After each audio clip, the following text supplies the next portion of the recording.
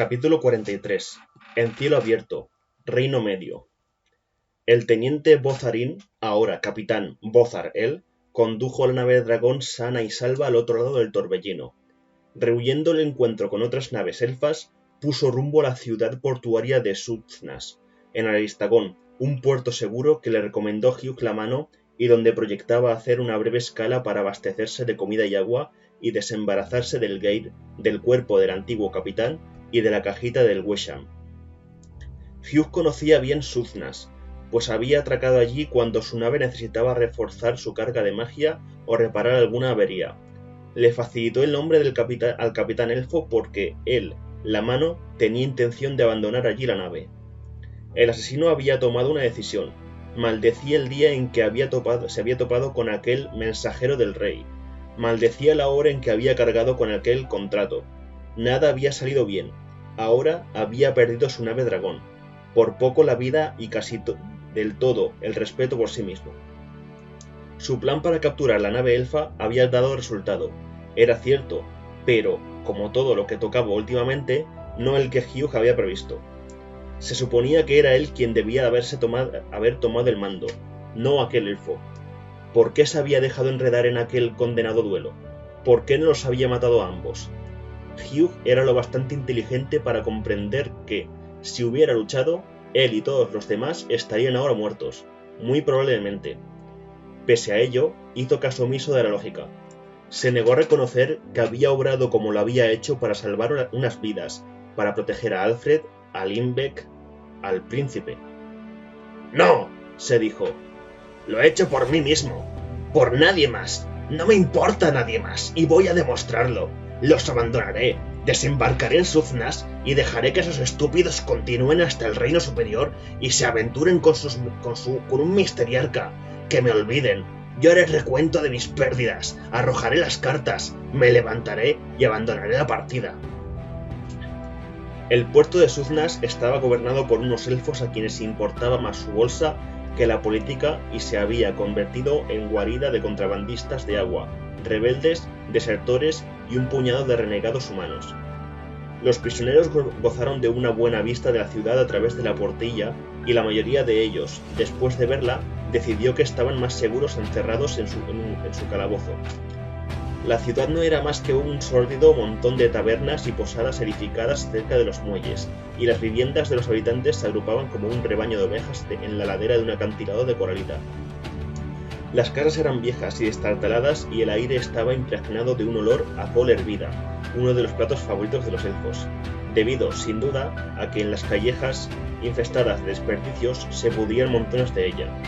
No obstante, como en la ciudad lucía un sol radiante y el cielo sobre ella era azul y luminoso, Suznas resultó una visión maravillosa e imponente para Lindbeck. El Geg no había visto nunca calles bañadas por el sol ni un firmamento tachoneado por el brillo de 1.000.000 de gemas. Nunca había visto gente deambulando sin un propósito determinado, sin ir de acá para allá con algún asunto relacionado con la tumbachumpa.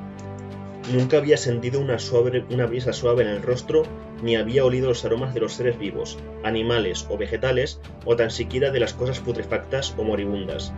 Las casas que Hugh catalogaba de chabolas le parecían palacios, y, mientras contemplaba todo aquel resplandor, Lindbeck reflexionó que cuanto estaba viendo había sido adquirido y pagado con el sudor y la sangre de su pueblo. Al Geg se le entristeció el rostro y permaneció callado y retraído. Apple lo observó con una sonrisa. Hugh deambuló por la bodega y se asomó a las portillas, impaciente y consumiéndose por dentro. El capitán Bothar-El le había concedido permiso para irse si quería. «Deberíais iros todos», dijo el capitán. «Marchaos ahora, que aún tenéis tiempo de hacerlo». «Pero si íbamos al reino superior, nos lo prometiste», gritó Vane. «¡Lo prometiste!», repitió, mirando al elfo con expresión suplicante. «Es cierto», respondió Bothar-El, con los ojos fijos en el muchacho. Sacudió la cabeza, como si quisiera sacarse de encima un hechizo, y se volvió a Alfred. «¿Y tú?» «Yo me quedo con mi príncipe, por supuesto». El elfo miró a Lindbeck, y este, que no había entendido lo que hablaban, volvió los ojos hacia Aplo. Cuando hubo oído la traducción, el Geg declaró con firmeza: «Yo voy a ver el mundo, todo el mundo». Al fin y al cabo, existe gracias a mi pueblo. Yo voy con él, informó el Patrin, sonriendo y señalando a Lindbeck con el pulgar envuelto en la venda. Entonces, dijo Bozarel a Hugh, ¿tú eres el único que se va? Eso parece. Sin embargo, la mano no se marchó. Mientras estaban atracados, uno de los tripulantes se asomó al calabozo. ¿Aún estás a bordo, humano? El capitán ya está de vuelta. Si has de bajar a tierra, date prisa. Hugh no se movió. Ojalá vinieras con nosotros, maese Hugh, dijo Vane. A mi padre le gustaría mucho conocerte y darte las gracias. El comentario resultó decisivo. El príncipe lo quería con él. Se marcharía ahora mismo. Ahora mismo. ¿Y bien, humano? Insistió el tripulante. ¿Vienes? Hugh rebuscó en su bolsillo y sacó su última moneda, el pago por asesinar a un niño. Con un gruñido, lanzó la moneda al elfo. He resuelto quedarme y buscar fortuna. Ve a comprarme un poco de tabaco. Los elfos no permanecieron mucho tiempo en Suznas. Una vez que el Geir llegara a tierras civilizadas, informaría del motín y la Carfa Shon sería buscada por todas las naves de la flota. Una vez en cielo abierto, el capitán Bozar El obligó a trabajar casi hasta el agotamiento a los esclavos humanos, a los tripulantes y a sí mismo hasta considerar que la nave estaba a salvo de cualquier posible perseguidor. Horas después, cuando los señores de la noche ya habían tendido sus capas sobre el sol, el capitán encontró tiempo para conversar con sus huéspedes. Así pues, te has enterado de las noticias, fueron las primeras palabras, dirigidas a Hugh. Quiero que sepáis que podría haber sacado una bonita suma por todos vosotros, pero tenía una deuda pendiente contigo, la mano. Ahora la considero saldada, al menos en parte. ¿Dónde está mi tabaco? Quiso saber Hugh. ¿Qué noticias? Intervino Alfred. El capitán puso cara de sorpresa. ¿No lo sabéis? Pensaba que esta era la razón por la que no abandonaras la nave, añadió, mientras arrojaba una bolsa a las manos de Hugh. Este la cogió con destreza, la abrió y olió el contenido. Sacó la pipa y empezó a llenar la cazoleta. Hay una recompensa por tu cabeza, Hugh la mano. No es ninguna novedad, gruñó el asesino. Un total de 200.000 barks. Hugh levantó la cabeza y lanzó un silbido. Vaya, un buen pellizco. Eso tiene que ver con el muchacho, ¿verdad? Volvió la mirada hacia Vane. El príncipe había perdido papel y pluma a los elfos, y no había hecho otra cosa que escribir desde su subida a bordo. Nadie lo perturbaba cuando estaba decidido a aquel nuevo pasatiempo, pues era más inofensivo que dejarlo ir a recoger bayas. Sí, tú y ese hombre, el elfo señaló a Alfred. Habéis sido acusados de secuestrar al príncipe de las Volcaran. Hay una recompensa de 100.000 bars por tu cabeza, informó al horrorizado chambelán, y otra de 200.000 por Hugh la mano. Y solo será efectiva si uno o ambos son entregados con vida. ¿Qué hay de mí? Preguntó Vane, alzando la cabeza. ¿No hay ninguna recompensa por mí? Stephen no quiere que vuelvas, gruñó Hugh. El príncipe pareció meditar esto último y soltó una risilla. Sí, supongo que tienes razón, respondió y volvió a su quehacer. Pero eso es imposible, exclamó Alfred. Yo soy el criado de su Alteza. Lo acompaño para protegerlo. Exacto, lo cortó Hugh. Eso es precisamente lo que Stephen no quería. No entiendo una palabra de todo esto, declaró el capitán Bozar El. Espero que por vuestro bien que no me hayáis mentido acerca del reino superior. Necesito dinero para mantener la nave y pagarla a la tripulación y acabo de dejar pasar una oportunidad muy favorable. Por supuesto que es verdad, protestó Vane, adelantando el labio inferior en una mueca encantadora.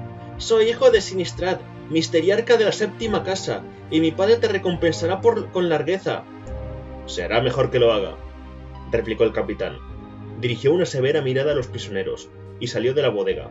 Vane lo vio alejarse, se echó a reír y tomó de nuevo la pluma. No podré regresar jamás a las Volcaran, murmuró Alfred. ¡Soy un exiliado! Y puedes considerarte muerto, a menos que encontremos un modo de salir de esta, añadió Hugh, mientras encendía la pipa con una brasa del pequeño caldero mágico que utilizaban para calentar la comida y combatir el frío por la noche. —¡Pero Stephen nos quiere vivos! —Solo para reservarse el placer de matarnos personalmente. Bane lo miró con una sonrisa taimada y murmuró: —Entonces, si hubieras abandonado la nave, alguien te habría reconocido y entregado a los elfos. Te has quedado por mi causa, ¿no es cierto? Entonces te he salvado la vida. Hugh no hizo comentarios. Prefirió simular que no lo había oído, y cayó en un silencio pensativo y abatido. Ni se dio cuenta de que se le había apagado la pipa. Cuando volvió en sí un rato después, observó que todos, excepto Alfred, se habían quedado dormidos. El chambelán estaba junto a la portilla, contemplando la penumbra gris de la noche. La mano se incorporó por estirar las piernas y se acercó a él. —¿Qué piensas de Aplo? —le preguntó. —¿Por qué? —contestó Alfred con un respingo lanzando una mirada atemorizada al asesino. —¿Por qué lo preguntas? —Por nada. Tranquilízate. Solo quería saber tu opinión que tenías de él. Eso es todo. —Ninguna. No pienso nada de él. Si me disculpas, señor —lo interrumpió Alfred, adelantándose a su réplica—, estoy muy cansado y debería dormir un poco.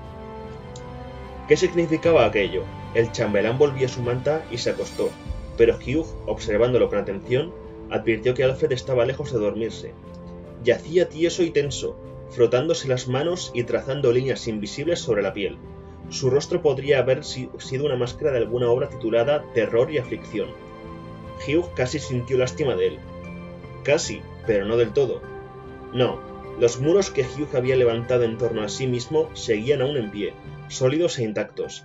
Se había producido una pequeña grieta por la que había penetrado un rayo de luz, cegador y doloroso para unos ojos acostumbrados a la oscuridad, pero él se había apresurado a impedirle el paso, rellenando la grieta.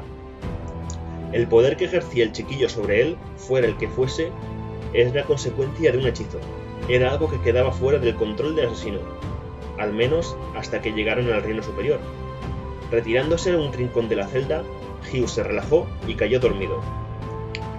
La nave dragonelfa empezó casi 2 semanas en el viaje hasta el reino superior, mucho más tiempo del que había calculado el capitán Bozar-El. Lo que éste no había tenido en cuenta era que su tripulación y sus esclavos se fatigarían tanto y tan pronto. Los conjuros realizados por el mago de a bordo permitirían gobernar la nave pese a la reducida presión del aire, pero el hechicero no podía hacer nada por aliviar el propio enrarecimiento del aire que los hacía sentir en todo instante como si estuvieran faltos de aliento. La tripulación se mostraba nerviosa, malhumorada y preocupada. Volar por aquel cielo inmenso y vacío producía pavor. Encima de ellos el firmamento brillaba y titilaba de día y resplandecía con un tono pálido por la noche. Incluso el más crédulo de a bordo podía apreciar que el misterioso firmamento no estaba compuesto de piedras preciosas flotando en los cielos. —¡Pedazos de hielo! —anunció el capitán Bozar-El, observándolo por su catalejo. —¿Hielo? Su segundo de a bordo pareció casi aliviado. —Entonces eso no nos cierra el paso, ¿verdad, capitán? No podemos volar entre el hielo. Será mejor que demos media vuelta. —No. Bozar-El cerró el catalejo con un chasquido.